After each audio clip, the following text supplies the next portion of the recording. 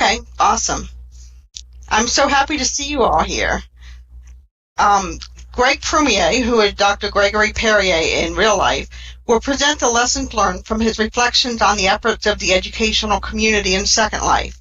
He will focus on what has not worked and what has worked to promote Second Life as an educational tool in higher education, as well as suggest some next steps to promote the use of Second Life as an educational tool.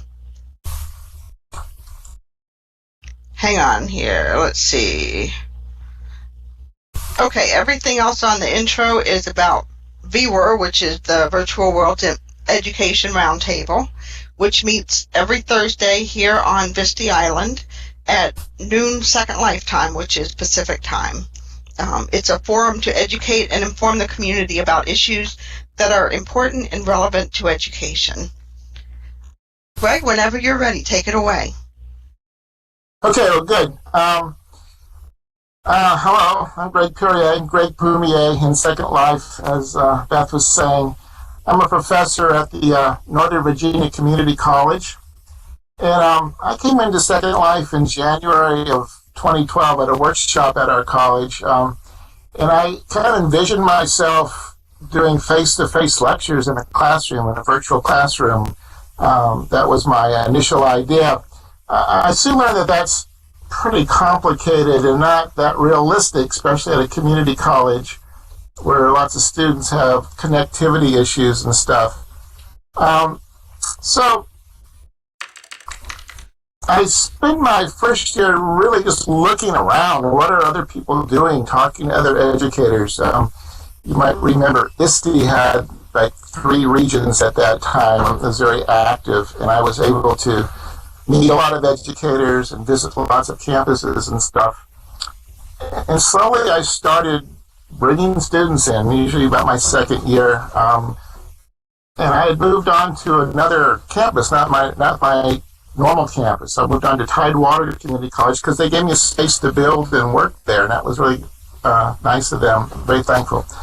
And so I was working there. And then in January of 2012, I took over the management of our campus, the Northern Virginia Community College. We call it NOVA, of NOVA's campus in Second Life. This is what you're seeing on the screen here, what it looks like now. And at the time, we had really nobody there. Whoops, I got back. At the time, we had nobody there on the campus. No students, no activities. And currently, in the last year, starting fall 2015, spring 2016, and into summer 2016, we had a total of 800 students working there. So we've come a long way. And we've learned quite a bit about what works and kind of what doesn't work. Over the last 6 months or so, I've been active in thinking about this. Yes, it's named for NOVA. I've been thinking about what we've learned in these 7 years, what I've learned, and what others have learned too, and I've been working with other people on this. To date, I've identified 65 different lessons learned over these 7 years, just kind of slowly writing these things down, and 15 different ways that educators use Second Life to our virtual worlds in general, for education, for professional development, something like what we're doing here today. So what I want to do today, I'm not going to talk about all 65 lessons or anything like that. That would take forever. But what I want to do is just kind of talk about some of the themes that have emerged from these reflections. And as Beth said, the presentation's in 3 parts. What has not worked, kind of like the negative first, things we should avoid, things we've learned don't work. What has worked? What has worked for us at NOVA and other places? And how do we build on these lessons? Yes, these lessons are available in my blog, and you'll see that all at the very last slide has all that contact information available. So let's go on. This is for what did not work. Let's talk about that.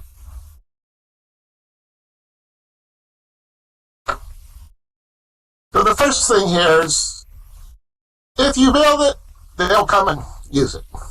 This was kind of our initial idea. We had a lot of people in IT computer science, contractors, coming in and building activities in Second Life for colleges and universities, and nobody used them.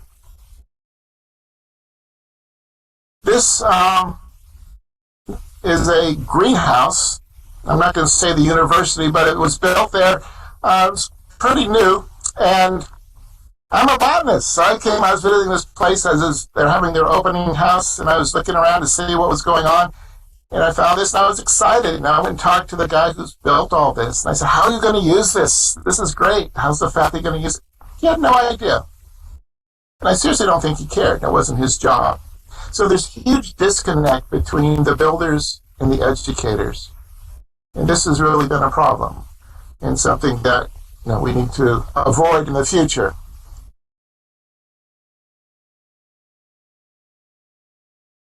Another problem, spending a lot of time and cost to recreate the real campus.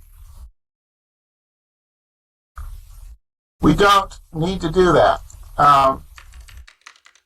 There's many education institutions, they really want to have their signature buildings that are on the campus, but nobody uses them. There's a lot of brick and mortar and prems that nobody uses. And again, this was something that was a waste of time, a waste of prems, a waste of money, and not very useful. So something to avoid in the future.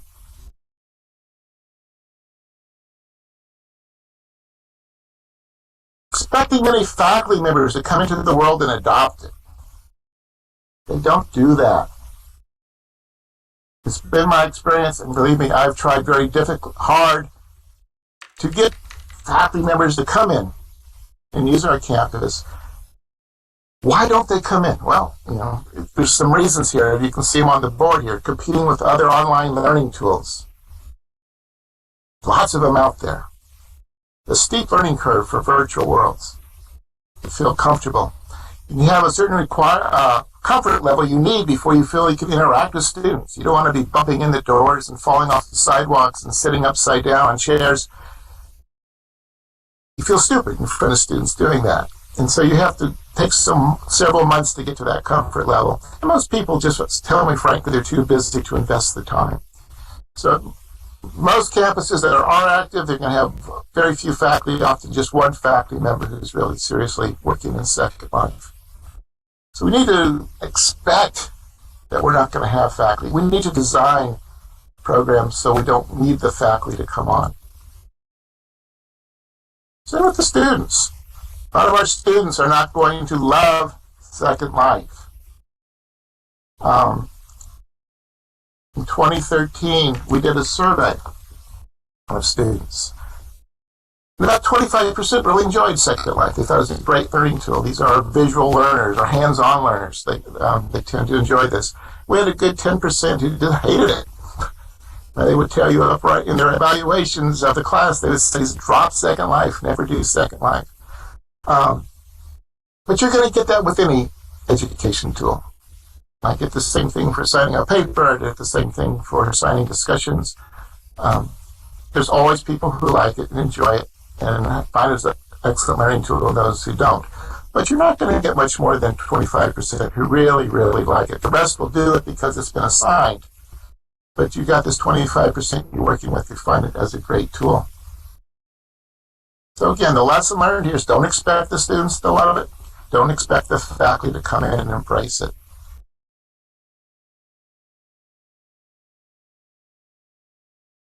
This is about requiring a large number of students to be at a certain location at a specific time. This is very problematic. I thought of myself I'd be lecturing in Second Life. That's what I came in initially thinking I would do. And that just doesn't work.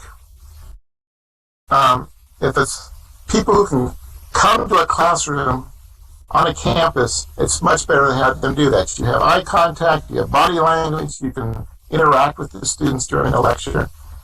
Obviously, in a situation like we have here, where people come from all over the country, all over the world possibly, it's not possible. It's much better to do something in virtual world for that.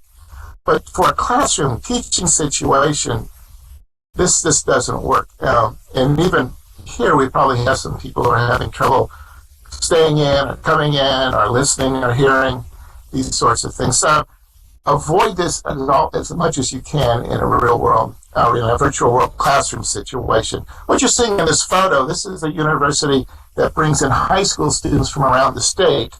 And at those high schools, they have, they're all newbies. And they all just kind of go to sleep on you after a few minutes of inaction. And they're at the high schools. They have dedicated computers, so they're going to have good computers. They have sound. They're not going to be crashing and stuff like that. But by and large, what I have found at my campus, I cannot get a group of students together. They just crash. They can't hear. All sorts of problems coming in. So again, something to think about avoiding in your educational designs. And we get this with other tools we're using, where students just crash, lag, they have connectivity problems, the regions restart. This is the slide you're seeing here is from my early days in Second Life. I was observing a law school, and they were doing role play where the students were taking different sides in a divorce case and negotiating. Quite interesting, very good use of Second Life in virtual worlds. And they popped on the screen, the region restarts in 5 minutes. And so the instructor was, oh my God, what do I do? Unfortunately, I had at this time at Tidewater, I had a little area where students could come in and sit, and we brought the students there. But you've got to plan for that. You've got to think about that.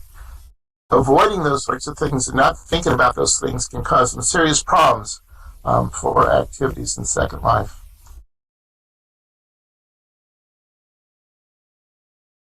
Working in isolation. We have a lot of educators in Second Life who tend to do this. You guys are not in that group because you're obviously here and connecting, but we do have lots of people who work in isolation, and because of that, they tend to make these mistakes over and over.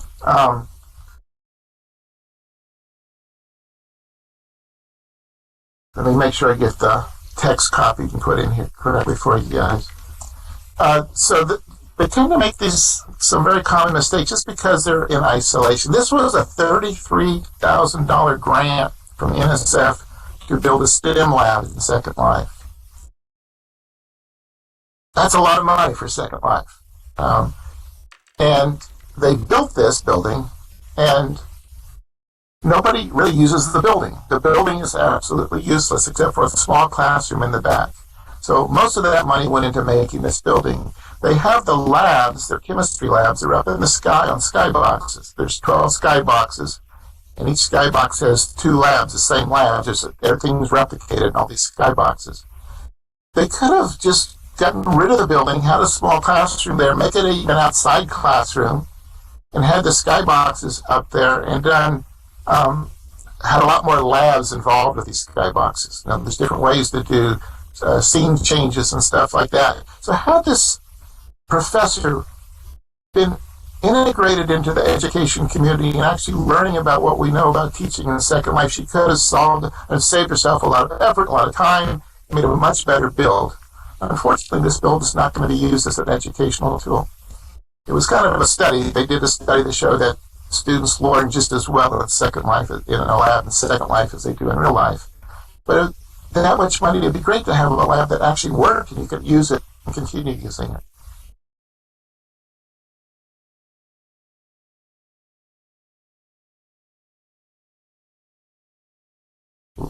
Don't discourage innovation by faculty members on the campus. That's been a problem.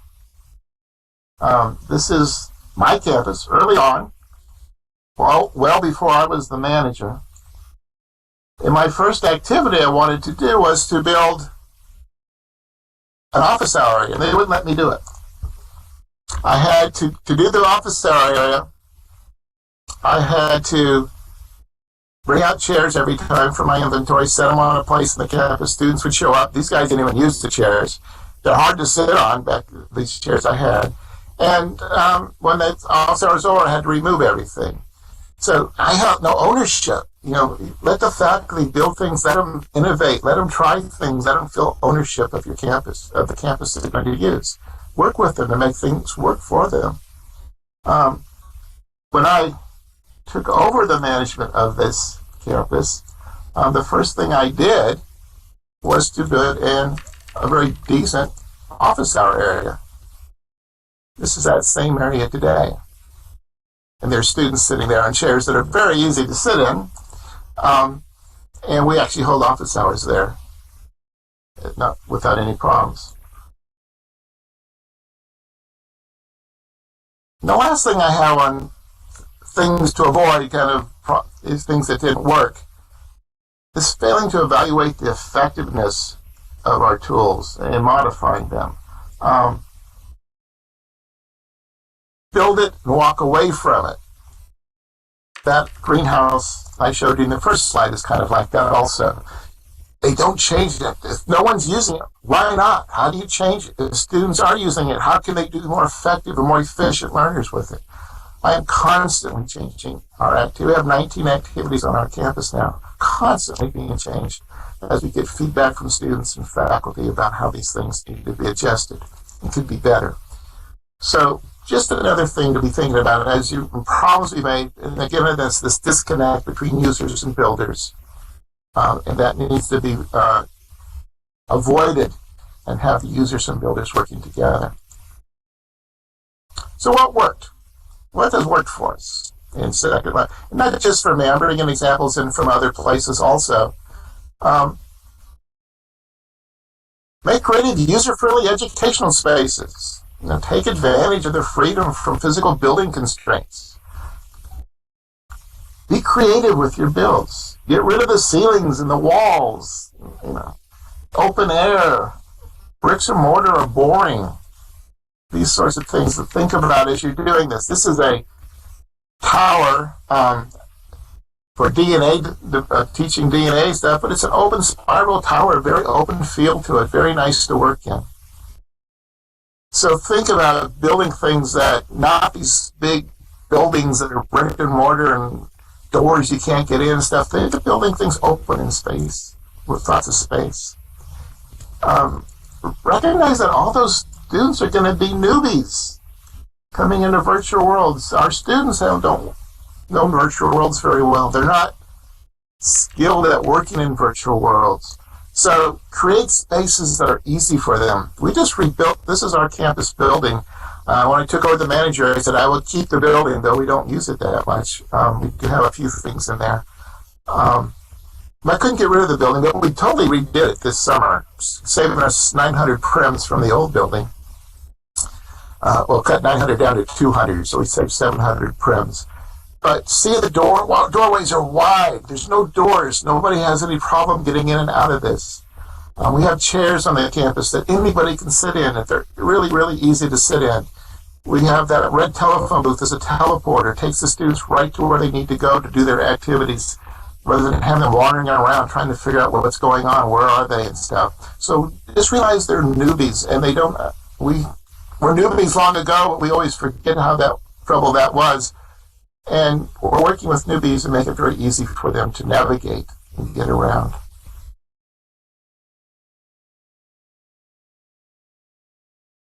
Work to the strengths of a virtual world, using it as an educational tool. Some teaching tools work best in real world. And I'm thinking here, oops, went one too far. Go back. I'm thinking here something like lecturing. Online lecturing works much better in a real world, but some things work very well in a virtual world, or even better in a virtual world. I'm a biology professor, and this is a forest. We have a forest on our campus. It would be nice to take students out in our forest, and sometimes we do that, but we have many sessions of biology labs, and we can't take, and some are at night. You can't use the forest at night.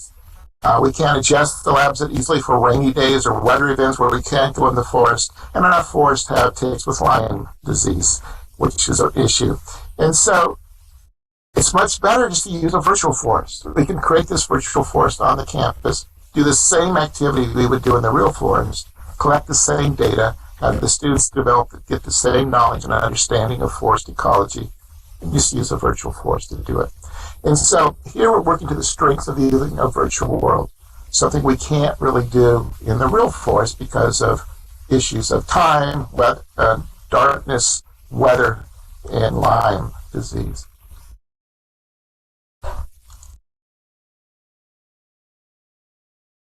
Be opportunistic and creative about identifying ways virtual worlds can help solve real problems. When about the second year I was manager, we only had about 200 students using our campus. And then the college came down and said any science lab that is canceled due to the closure of the campus has to be recreated in online. You have to give an online assignment to the students to make up that science lab. Well, I told our dean that we have most of the biology science labs already on our campus in SecondLife. And the dean then ordered the faculty of biology to do their labs in SecondLife. We now have 800 students using the campus as opposed to 200. So, 400% increase there in our students. All because we had a problem. We have to do our science labs online. And SecondLife offered a solution to that problem. And mixing those two together, bringing the solution to the problem, to the awareness of the education community allowed us to do this. And so snow days, love snow days. Yes, get everybody in on the campus. We get a lot more people coming on the campus by doing that. We were closed a whole week last winter. All those science labs were canceled. And we could do those labs here in SecondLife, which was a great benefit to the faculty. And a great benefit to the campus.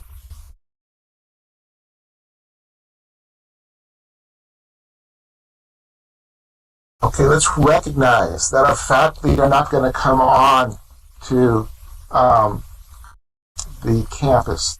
It's hard for them to do that. It's hard for them to feel a comfort level to come on and teach in a SecondLife or virtual world environment, whether it's OpenSim or whatever. And so we have to design our activities so they don't have to do that. What I've done and how I've gotten around that, go back one here. What I've done to get around that is that we've developed handouts for the faculty. These go to the faculty. They hand it out to their students, usually by putting it on a blackboard where the students can download it. It tells the student how to load the program. We use Firestorm. All of our handouts are written for Firestorm. How to get an avatar, how to get to the campus, and how to get to the activity on campus. Then there's the back part of this, the second part of the handout is the activity. Walks them through it step by step. And at the end, there's a series of questions. If they complete the activity, they should be able to do the questions. They take a photo of themselves at the location in SecondLife, send the photo and the completed questions to their professor. The professor never needs to come into SecondLife. The students do. They have to come in. They have to get an avatar. They have to do it. They're getting a grade for this. But this professor never needs to come in. I encourage them to come in and do the activity, but they never need to do it. It also has another advantage besides the professors not having to come in. The students have a week or so to do these activities, and so we never get a large number of students on campus where lag and things become an issue. We have usually one or two students doing the activity at a time. And so that really saves us a lot of lag issues and stuff. And so it's a workaround. And I only did this because I knew my faculty would never come on and actually engage in working in SecondLife like I did. I can't get them to do that. So it's recognizing that's an issue, how do we get around it? This works. This emerged, this is not my idea. I got this from somebody else, but I think it's a great idea. And it's one of the lessons learned. Promote your virtual campus widely inside your institution. And so it's, why do that? Well, it shows faculty that you have a virtual campus. A lot of them don't even know that unless you do a lot of presentations on this to people. And it shows the administrators that you're using it and things are going on, and they're the ones paying for it. We pay $7,870 a year for our campus, for our region. And so it shows people that we're using it and we're doing things and gets it out in front of, this is an internal document. My dean, I sent this to my dean as just information and told her, no, here's a photo and this is kind of what happened. And she actually went ahead and put this in the newsletter. I didn't put it in the newsletter. I have put other things in the newsletters. And so it's the sort of thing we're keeping your campus aware that you have a virtual campus, that you are using it and there's things going on in it.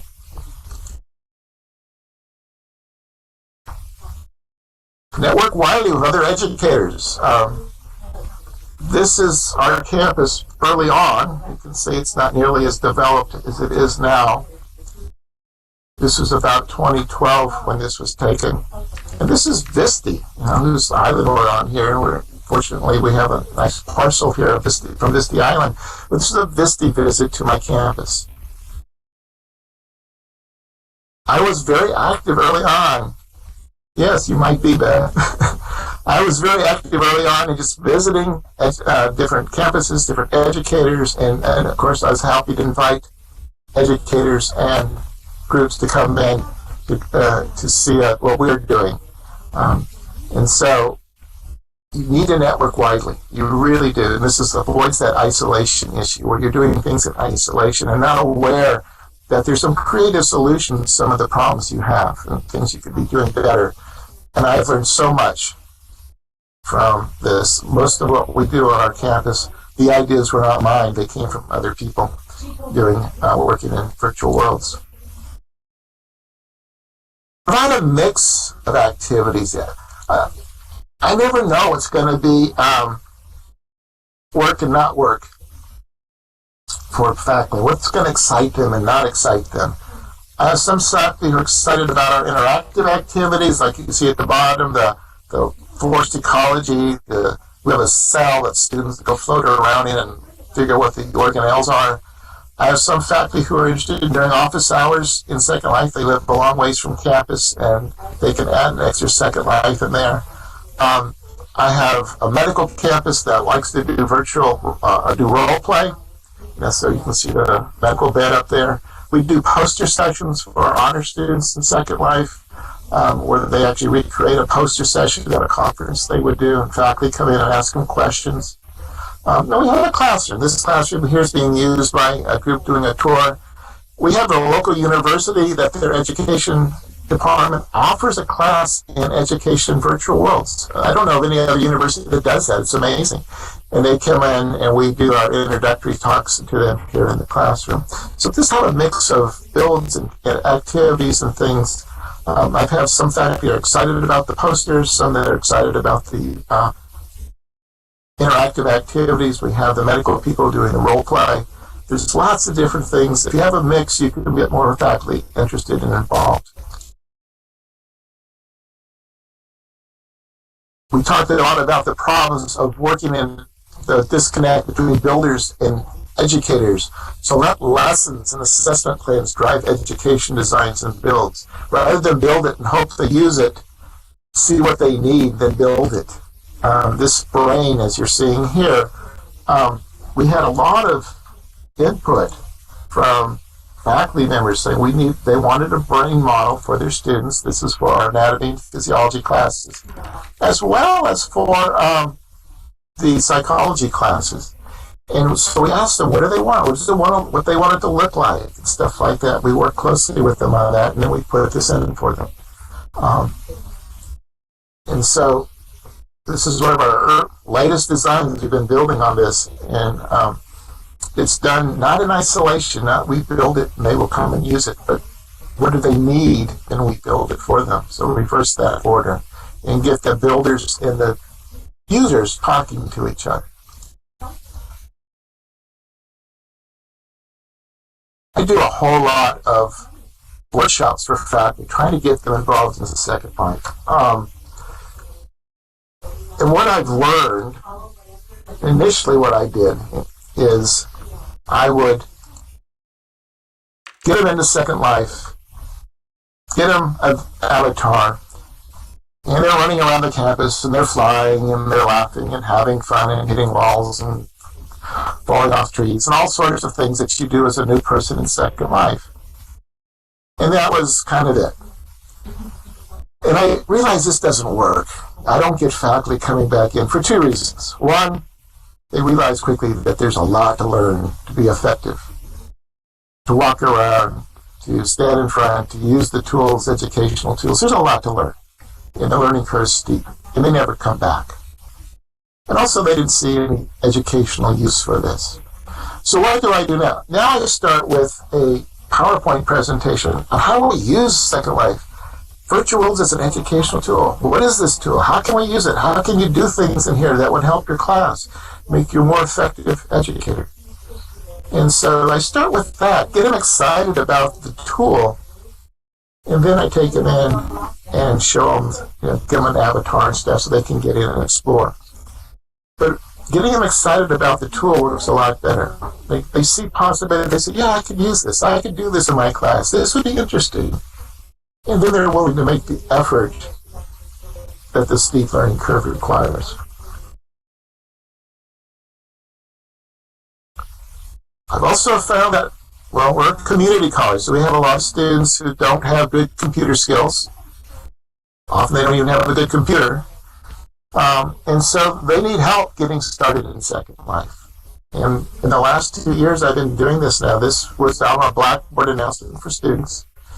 I'm telling them, we don't teach labs our first week, so I take my lab periods and I'm in a student computer lab where students can come in, they log in, we have Firestorm on those computers, the students get an avatar, they move into Firestorm, they get to the campus, and they're able to be functional now and do the things that they need to do on the campus for their classes.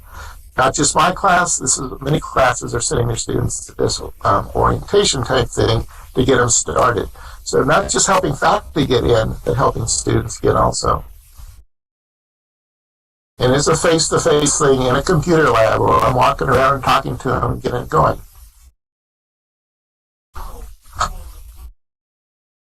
This is the last slide on what does work.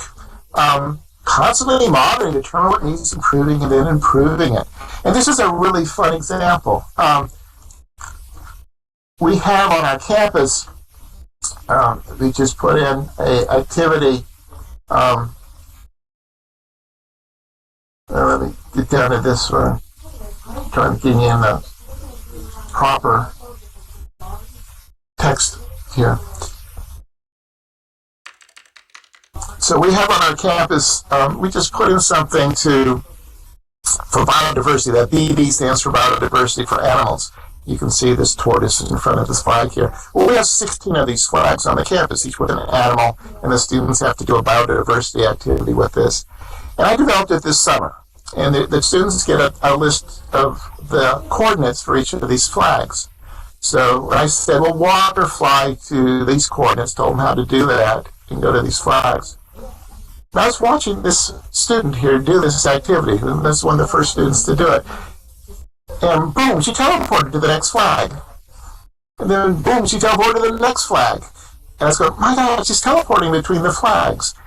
And a few students came on later, they were doing the exact same thing. And I realized that they were opening the map on the screen, putting in the coordinates for the next flag from the table they had of coordinates, and just teleporting. It's so much easier than what I thought. So the students came up and innovated a way to improve this activity and shared it among other students. And they were doing great. And I went back and just immediately we did the handouts. The handouts were edited to include this teleport between these flags. It makes it much faster and easier for the students to find it. So we're constantly improving these things. Every semester I ask students, how can we make these better?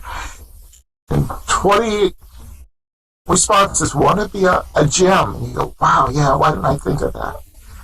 19 are useless, but one of these that every now and then is a real gem, and we go back and we change the handouts to make them easier and easier for the students. Okay, how can we build on this? How can we build on these lessons on what works? Struggling with this. What do we do with next steps for this? Well, we're talking now about providing an educationally focused orientation designed to help faculty members develop the understanding skills needed to be effective teachers in a virtual world. You're not born knowing this stuff. It's stuff that you need to really get the skills and understanding for. And so this would not be a general orientation. It's not going to teach them how to fly, how to change their clothes, how to change their appearance, how to use money, all that stuff. That's another orientation. This would be a follow-on orientation after that. And they would come and then focus exclusively on stuff that educators need to know to be effective educators in Second Life. I'm working with Hashimi Jan's with his avatar from Japan, and others that, and we're doing this on a science circle. They have a region here in Second Life. We have a few parcels there we're working with and playing with things and builds for this. What would be involved in such an orientation? Well, we'd want to have a discussion of the lessons learned from our collective experience. I have 65 lessons I've learned. I'm sure there's others if we talk to other educators, and some of these lessons I've learned have come from other educators. We want to present the different ways educators use virtual worlds. We have 15 identified. There might be others. Train on the educational tools and apps. How do you use Slideboard? How do you use a whiteboard? How do you use a web board? How do you stand in front of a class and do things? How do you load screens up and stuff? Just training on that. Provide sample interactive educational builds. How do you make an educational build? What goes into that? How do students interact with it? How does it, what's it mean to have scripting and this sort of stuff? Provide sample student handouts. We've come a long ways with our student handouts, and there are other people that use these too. What do you have to do if you're building a handout or creating a handout for students? What are some of the thoughts and things you want to go into that? Overview the different educationally focused groups in Second Life. There's VISTI, ISTE, this group, VWER. There's other groups out there that are doing things educationally. Who are these groups? What's their difference? Who runs these groups? What's their slightly different focus? How do you get involved? When do they meet? Have all this available for people on this orientation. And then landmarks to educational regions they can visit. Go to these different campuses. What have they done? What are they doing? And maybe have some information. Who runs this campus? Who would you contact with questions and stuff like that? The last thing we really need to do here is develop and sustain mechanisms to capture and share these creative things educators are doing in virtual worlds. We have some ways of doing this. We have the journal. But I don't read it. I know a lot of educators don't. They don't have the time. I'm not an educator per se. I'm a biologist. But we need to find ways that we can do this, and hopefully on this orientation we have some ways that people can connect and get in there and have a place where you could go in and put up creative ideas. I'm doing this, think about it, come visit it, make announcements and stuff like that. So, I'm Greg Perrier, and that's my contact information. There's my blog that has at least the 65 different lessons that I've learned are there. There's some stories there of my tour and my time in Second Life. I call it a journey down a winding path. And it's gone some surprising places for me. Be sure and look at the blog if you're interested. It's going to be there for you. And I'm happy to deal with questions if people have questions for me. Either chat or whatever. I just send me questions. Or discussion. We can have a discussion about this too.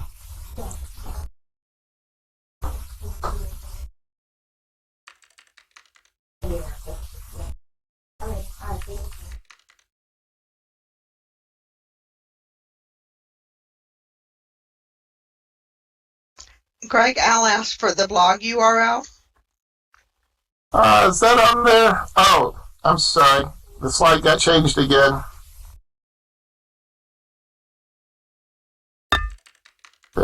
I'll change it back. There we go. Yeah.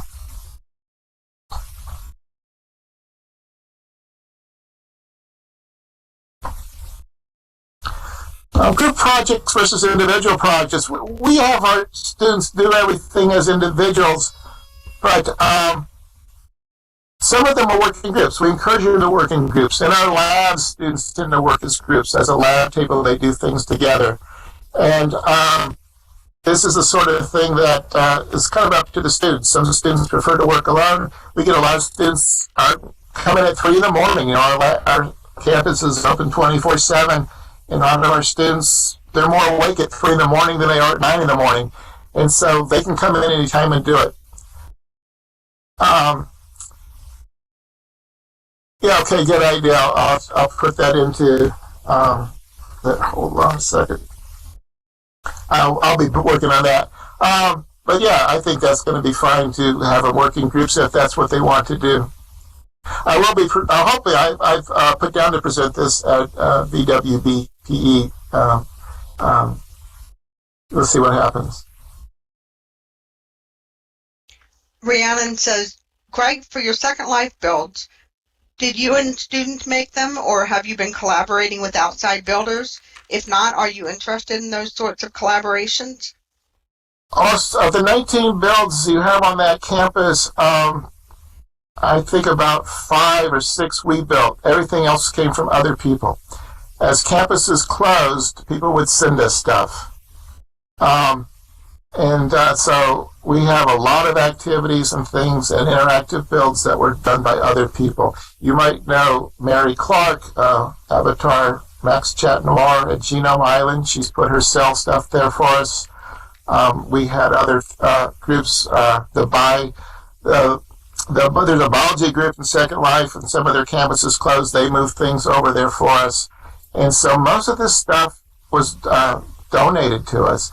Some of the stuff was just the ideas were donated. We went ahead and built from that. But we were very collaborative and appreciate what people do for us, and we try to do things for others. We had a few colleges using our campus this semester, and we're happy to collaborate with others on that. Bella Yan asked, do you think there are differences between faculty from various disciplines, different levels of comfort with pedagogical strategies of role play or simulation, or do you just go with this similarly across disciplines? I'm a biologist, and our campus is mainly for biology. We have one geology build. We have some that are for applied health sciences, but that's kind of biology, more the human biology. And so we're focused on biology. I've had a very difficult time getting the historians. I do have a history handout. It's for a different location. It's not on our campus, but we're welcome. Our students are welcome to go and do that, but no one in history has picked it up. The art people we have an art gallery in that big building, and the art people are just now coming around to talking about doing some stuff in there. The language people, I've been working with them very closely this semester, trying to get them to come in and do interactive things. We're bringing students from China. A Chinese faculty member I'm working with particularly, she has contacts in China, would send English students over there who are studying English in China. Our students are studying Chinese. They'd spend maybe 5 minutes in each language or 10 minutes in each language, sort of things. So we're working on these different things. It's just not been that easy. And even my biology faculty, they don't come in that often. They send their students. They don't come in. So the whole idea here is to get it where the language people can send their students. Maybe the chat text is then mailed to the professor. They can see how they did in the languages and stuff like that. But you've got to work out how is that person going to get feedback from the students, be able to assess them, give them a grade for what they did in there, but not being in there themselves. The medical people, they're a little bit more attuned to being involved and being in there for the medical role play. They're happy to be the patient and let the students try to do things with them. There's that kind of stuff. But for the other classes, it's been pretty hard to get faculty involved. And again, even the geology, I have some faculty who want to do the geology. I would work with them quite closely in building that, but they have yet to come in and use it. And they want to get in and feel comfortable with it before they send students in.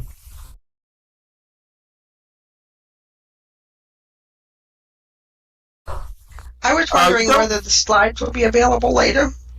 Yeah, I can give this PowerPoint to you, Beth. Beth and I are good friends in real life. I'm happy to do that. And I said something about educators have to be designed. No, I'm an old guy. I'm probably the least computer savvy guy in our department. So I don't think you really need to be computer savvy to do this. I don't do building. I say I want this, and I pay a person to build for us. When we're building something, I hire a builder. We do this with grant money, and we go on and we build it. I say what I want it to look like. I work with the person closely. I say, no, that's not what we want. We want it slightly different. We want it more interactive here. We want it bigger, or we want it smaller, and how the students will interact with this. But this is the sort of thing. You don't have to be, the educator doesn't have to be good at building. And the builders are bad at educating. So we have a lot of things we want to, we want to make those people connected somehow.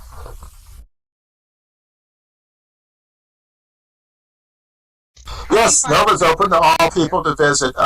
It's just Nova Annandale. Just search Nova Annandale, and you're welcome to come on.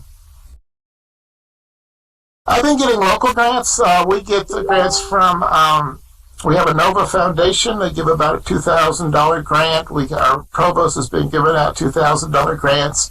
I could go for larger grants. I'm just not sure I'd know how to use it. I'm a full-time professor, and I've got a lot of other things going on in my life besides SecondLife, so I can do a few things a semester per semester, and basically these small grants are paying for that right now. I wouldn't know what to do with a $33,000 grant like we saw that building, because we just don't have that much. I don't have that much time to get involved and do that. When I retire, maybe, but I don't, and that's in about a year from now. But I don't have the time to do much more than that. But small grants, $2,000, $3,000 grants.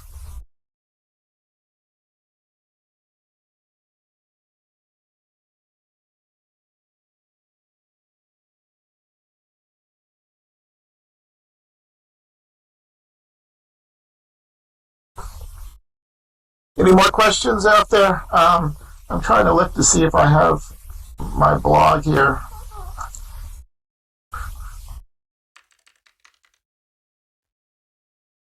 I typed the blog into the chat earlier. You got it in there? Okay, great. If you got that in there, then things are perfect.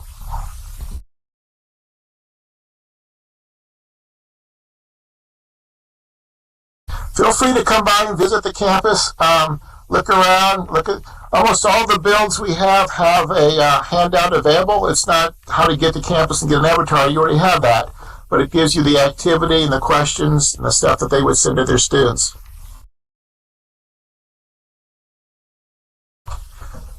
I think if you want to be a part of this, just let me know. We're happy to have people involved.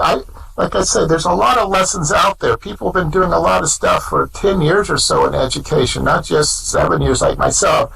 A lot more experienced people. Let's bring all that experience together in one spot. That's what this orientation's about. And to share this widely, and so that when new people come in, they're not recreating the problems that we had. Everybody left in January of 2012 because the campuses weren't being used. The administrators didn't want to pay for it. And they weren't being used because the builds were not made with education in mind. The educators didn't want to come in. They had the learning curve was too much.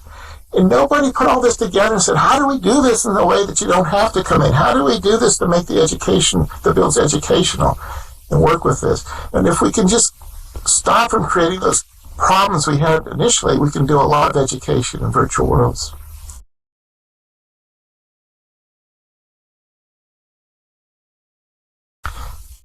And teachers get excited about it when it's solving a problem. I need to have a virtual lab. It's required of me. How do I do it? You've got it? Great. Here it is. I'm putting my students to you. Go ahead and have them go in and do it. If it's not solving a problem, it's not a part of they have to see it as something exciting and something that's helpful, or they're not going to get involved. And so how you excite them about this is not always that easy. Some get excited, some don't. Some feel it's too much work, too much effort. But some do get excited. We get a few who get excited. Then there are those that will come in just because it solves a problem for them.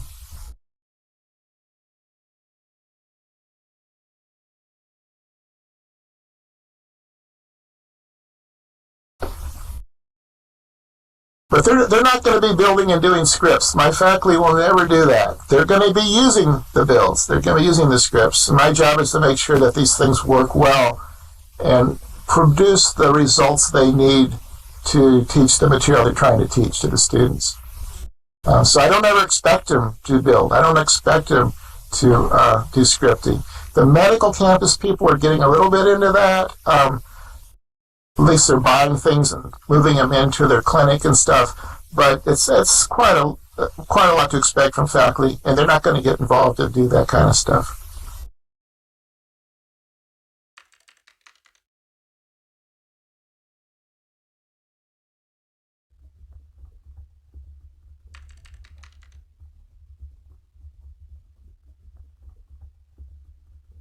Yeah, figuring out a problem you can solve. It really, if you want to do forest ecology and you have a night class, you cannot go into the forest. Well, Virtual World solves that problem. Snow days, Virtual World solves those problems. And think about that. Not everybody has snow days, but what do you have? What are the problems that your faculty face that maybe Virtual Worlds can solve? Those are the things to think about.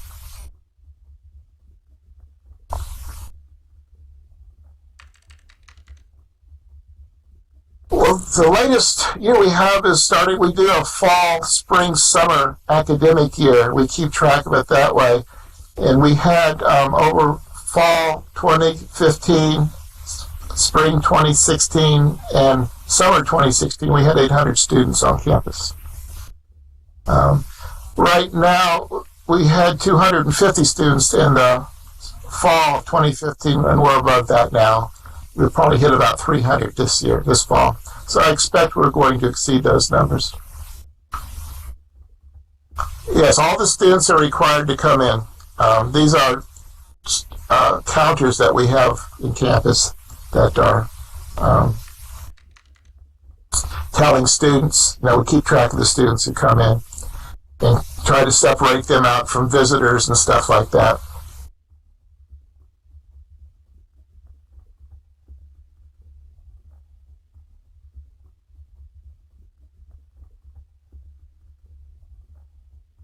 Yes, that's a great creative idea. I've tried to get our counseling staff interested in this. We don't pull from a large area. We're a community college and one campus of a larger one, so our students can all come in for an orientation. But it's very creative with that university, that slide I showed.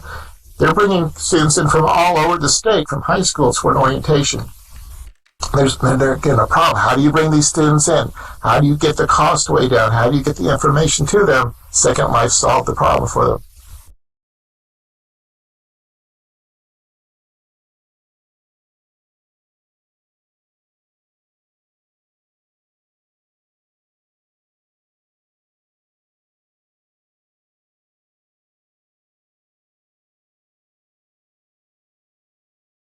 No, we don't have that list yet. We're still working on it. That orientation needs to have that type of stuff. But slowly but surely, we're putting this together. And all the help we can get, that's great. Yeah, it would be a long list. But really, the whole idea here is just to capture what we've learned. We've done a lot in 10 years, and people come in and say SecondLife is not useful for education. You can't do education in SecondLife. Look at everybody came in, they all left. Well, no, some people stayed. Some people are doing great things. We just need to capture that so that people understand how do you do education in a virtual world. There's some do's and don'ts, and we got to know the don'ts so we don't repeat those errors, and know the do's so we can build on those and even add more and become more creative.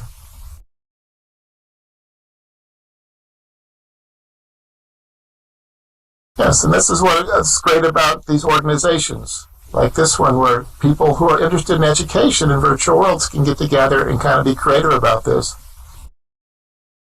Take care, Maggie.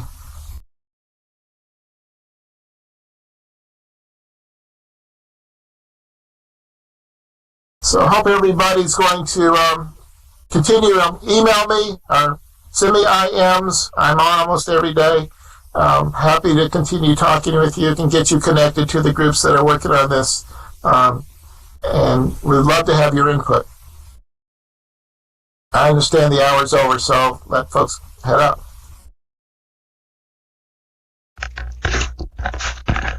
It is. Thank you all for coming. Greg, thank you for speaking. This has been wonderful. You have an awful lot to share with us, and we're glad you're here. Well, thank you. And we'll see you all next week. We're here every Thursday at noon SecondLife time. Bye for today. Take care, everybody.